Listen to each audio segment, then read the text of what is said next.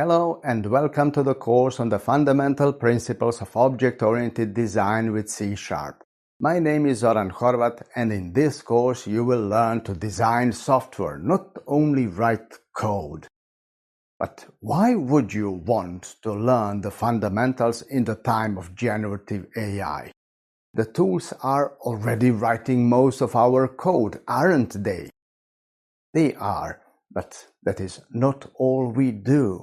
We analyze the problem, we shape the architecture, we design the model, and only then write the code.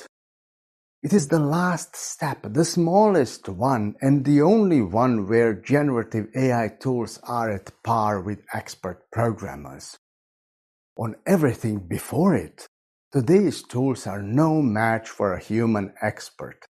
And I do not see that changing in the upcoming years. Which brings us to learning the fundamentals.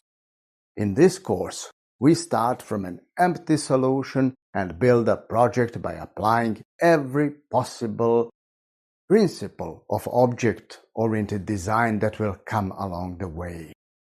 Every class is designed on camera, including the decisions I reverse when the code pushes back. Buckle up, it will be a wild ride through the principles of object-oriented programming and design, I promise.